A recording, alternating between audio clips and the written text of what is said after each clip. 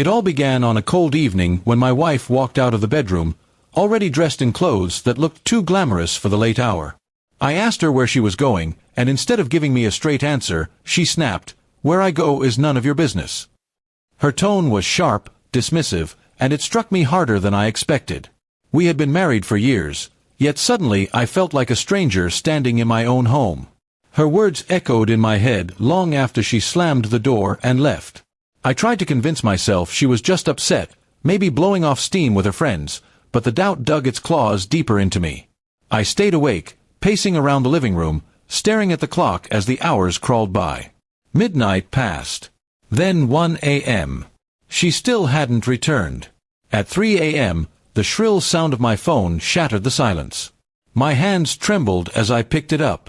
On the other end was a man's voice, panicked and hurried, telling me to come quickly. My wife had been drinking, and something had happened.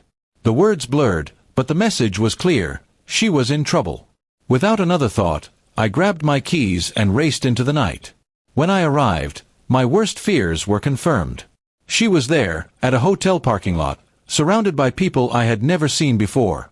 She was disoriented, and the man who had called me quickly slipped away when I showed up. From the looks on their faces, it wasn't hard to guess what she had been doing. Betrayal stung deeper than any wound I had ever known.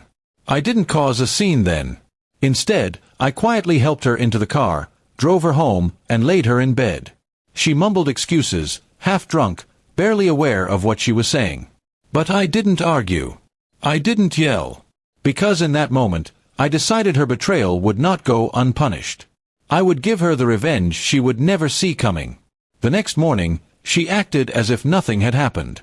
She brushed her hair in front of the mirror, sipping coffee like a normal day. When I asked about the night before, she brushed me off again with the same cold arrogance. "It's none of your business." That was the final confirmation I needed. Over the next few weeks, I played the role of the loyal husband. I smiled, went to work, and acted as though nothing was wrong. But behind the scenes, I gathered every piece of evidence I could.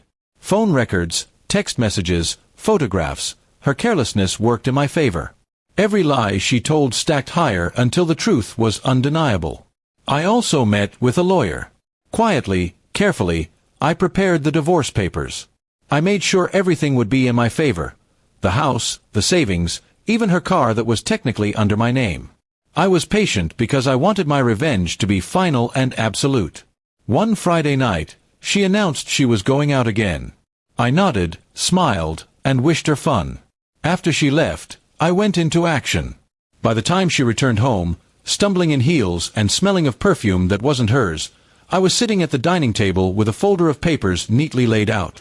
She froze when she saw me. I slid the folder across the table. "It's your business now," I said flatly. Her face drained of color as she realized what was inside, every detail of her affairs, every plan I had made, and the divorce papers waiting for her signature. She tried to cry, to beg, to twist her way out of it, but I didn't flinch. For every excuse she gave, I had proof to silence her. For every tear she shed, I remembered the night she spat out those words, "It's none of your business." Now it was my turn to decide what was and wasn't my business. The following weeks were chaos for her. She lost the house, most of her savings, and the image she tried so hard to maintain. The people she thought would stand by her disappeared when the truth surfaced. She went from arrogance to desperation, but I had already moved on. I wasn't proud of the pain, but I couldn't deny the satisfaction of knowing I had turned her own lies against her. Revenge hadn't just been about ending the marriage, it was about reclaiming my self-respect. She had thought she could walk over me without consequence. She was wrong. Even now, when I look back, I don't think of myself as cruel. I think of myself as someone who learned that silence can be louder than shouting, and patience can be sharper than rage. She once told me my questions weren't my business. In the end, I made sure everything became exactly that. My business, my decision, my revenge. And when I finally closed that chapter of my life, I did so with a calm heart, knowing that justice had been served in the quietest, most devastating way possible.